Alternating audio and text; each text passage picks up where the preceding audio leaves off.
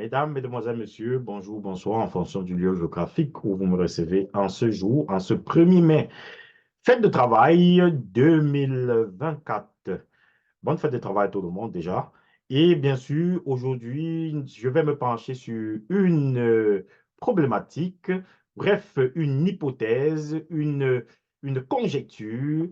La Côte d'Ivoire et le Cameroun seraient les deux derniers pays à s'extirper, à s'échapper comme ça de la camisole de force ou de serre de la France.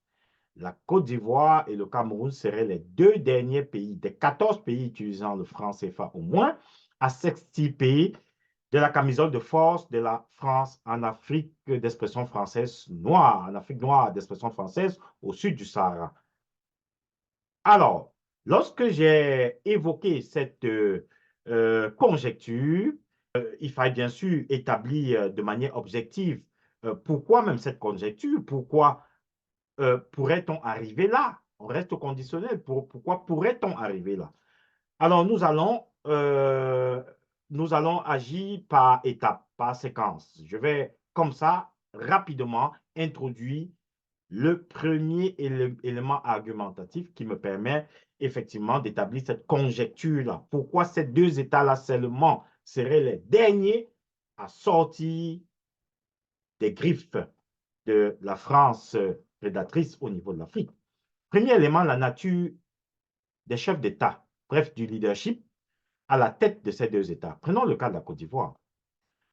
Monsieur Alassane Ouattara, président de la Côte d'Ivoire, de la République de Côte d'Ivoire, depuis déjà bientôt, je crois, 2 mandats, 3 mandats par là, est arrivé au pouvoir avec l'aide de la France et de l'ONUCI. Nul n'était la volonté farouche de monsieur Nicolas Sarkozy, à l'époque, en 2011 exactement, président encore de la République de France, à mettre au pouvoir par force monsieur Ouattara. Monsieur Ouattara, aujourd'hui, ne serait pas président, très probablement pas président de la République de Côte d'Ivoire. Donc, ce fut par un coup de force armé que monsieur Ouattara accède au pouvoir à la volonté de la France, par l'intermédiaire, effectivement, de la voie la plus autorisée de la France, le président de la République française de l'époque, monsieur Nicolas Sarkozy. Alors, on jette un regard au Cameroun. Au Cameroun, contrairement à la Côte d'Ivoire, ce ne fut pas par un coup de force armé que M. Biya arrive au pouvoir. M. Biya arrive au pouvoir par la volonté de la France, ayant mis sous pression M. Amadou Ahidjo à trouver les mécanismes constitutionnels qui permettraient bien sûr de faire, premièrement, M. Biya Premier ministre, donc directement dauphin constitutionnel du président de la République, ce qui permit bien sûr à M. Biya d'accéder à la magistrature suprême du Cameroun après la démission de M. Amadou Ahidjo qui servit à M. Biya le pouvoir sur un plateau, pas d'argent, mais un plateau en or. Voilà. Donc, voilà les deux méthodes par lesquelles, les deux voies par lesquelles M. Alassane Ouattara en Côte d'Ivoire et M. Paul Biya au Cameroun accèdent au pouvoir par la seule volonté de la France. D'un. De deux, nous allons, après cet argumentaire, passer au deuxième argumentaire, après ce premier.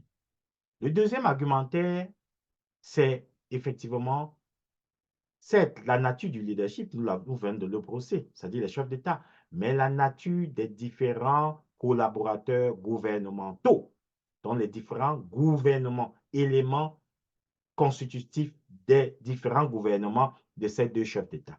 Quelle est leur nature? Prenons le cas du Cameroun. Prenons le cas du Cameroun pour comprendre rapidement quelque chose. Or, nous parlons ici des choses qu'on peut prouver, peut-être pas à 100%, mais au moins on pourrait envoyer chacun et chacune à aller sur les sources effectivement, s'abreuver, au niveau des sources pour s'abreuver. Alors, dans le cas du Cameroun, le 11 octobre 2016, le journal Le Jeune Enquêteur publie la liste complète du gouvernement camerounais ayant en son sein des binationaux, c'est-à-dire des personnes qui sont ministres, mais qui ont deux nationalités, la nationalité camerounaise et la nationalité française et voire même américaine. Et ce journal nous dit que M. Henri Eyebe Aïssi, M. Ernest Ngoua Boubou et Paul Atangandji détiennent la nationalité américaine. Et que tout le reste des ministres, je dis bien presque, ils disent presque tout pour être prudent, mais la majorité du reste possède, à côté de la nationalité camerounaise, la nationalité française. Mes chers amis, voilà un journal qui a déclaré cela à Mondovision. Ça a été lu. Et les rumeurs, ça confirmait ne serait-ce au moins des rumeurs au niveau du Cameroun. Ces rumeurs ont été confirmées par cette sortie de ce journal. Et je mets quiconque au défi, ce journal, les responsables de ce journal, de cette presse, n'ont pas été poursuivis en justice et aucun procès contre eux n'a été gagné. Non.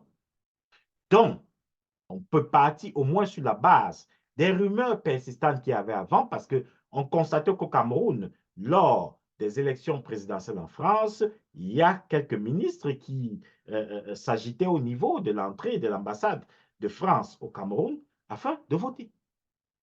C'était des rumeurs. Mais cette rumeur fut quasiment confirmée de manière scientifique par le journal Le Jeune Enquêteur dans sa publication du 11 octobre 2016. Alors, dès lors, comment pouvons-nous croire, si ce n'est pas une vue d'esprit, si ce n'est pas une chimère, que des personnes qui se prévalent d'une nationalité autre que celle camerounaise, dont la nationalité d'un pays prédateur au Cameroun et en Afrique, bien sûr, qu'est la France, comment pouvons-nous croire que ces personnes défendraient les intérêts du peuple camerounais? Très difficile. Je dis bien hyper difficile dans un monde des vivants, dans un monde où la géopolitique mondiale est tellement féroce et farouche ces derniers temps. La guerre en Ukraine en est un exemple très récent, ce que nous vivons actuellement. Dans un contexte pareil de tension géopolitique, croyez-vous vraiment ces personnes insignifiantes face à ces grandes puissances pourraient véritablement donner leur vie pour l'intérêt du peuple camerounais? Je ne crois pas. Moi, je ne crois pas. Quand on regarde en Côte d'Ivoire, hélas, il n'y a pas d'enquête, de résultat d'enquête accessible qui nous permet effectivement de dire que des membres du gouvernement Ouattara ou alors des gouvernements successifs, anciens, précédents ou actuels, posséderaient une nationalité française ou américaine à côté de celle ivoirienne. Il n'y a pas, du moins, je n'ai pas pu trouver, et je prie bien sûr humblement ceux qui pourraient avoir des éléments dans ce sens de me les fournir afin de compléter mon observation et mon analyse. Très important, car nul n'ayant, la science infuse ou alors la majorité des faits et des informations. Quand j'ai fini avec cela, nous passons à la deuxième grosse argumentation. La deuxième, parce que la précédente était en fait une sous-argumentation de la première qui était la nature du leadership. Deuxième grosse argumentation. La taille économique de la Côte d'Ivoire et du Cameroun dans leurs sous-régions respectives. Commençons par la Côte d'Ivoire. La Côte d'Ivoire est le leader incontestable et incontesté économiquement parlant de la zone UEMOA, Union monétaire et économique des États de l'Afrique de l'Ouest. Et la Côte d'Ivoire représente 40% du PIB de la zone UEMOA. La zone UEMOA, je répète, je rappelle, est constituée de 6 États. 6 États. Très important. Et la zone UEMOA se trouve en Afrique de l'Ouest,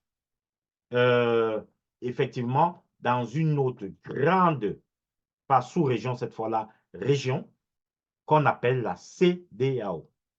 La CEDEAO, Communauté économique des États de l'Afrique de l'Ouest. Oui. Donc, la Côte d'Ivoire, dans sa sous-région, est le mastodonte économique. Et bien sûr, en analogie avec la première argumentation, ou alors le premier argumentaire, nous comprenons que si un chef d'État a été placé à la tête d'un autre État par la seule volonté d'un État tiers, alors ce chef d'État fera tout pour préserver les intérêts de cet État tiers sur son territoire.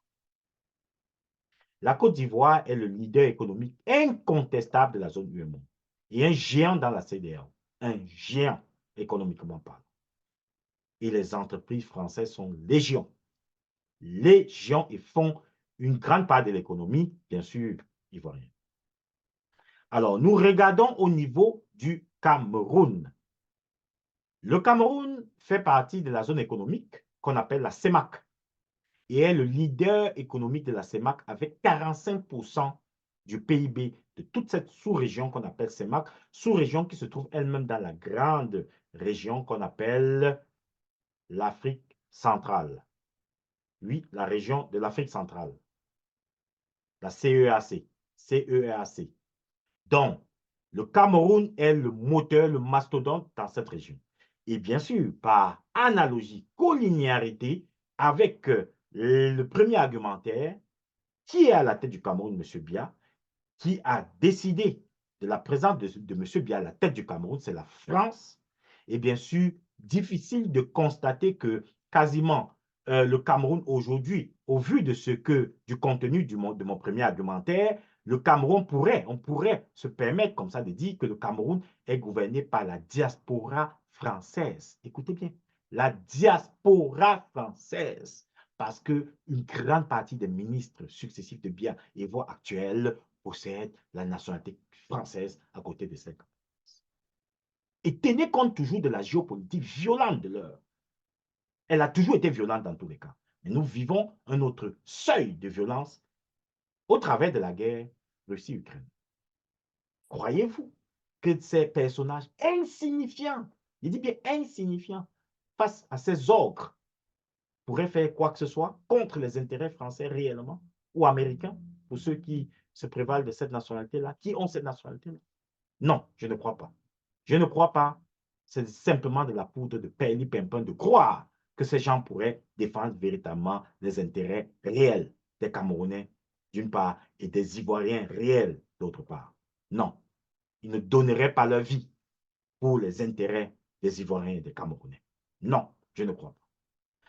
Passons à la troisième donc. Passons au troisième argumentaire, la troisième argumentation forte. Ce sont les secteurs clés des États ou alors d'un État, ou encore appelés, nommés secteurs de souveraineté. Secteur de souveraineté ou alors éléments de souveraineté.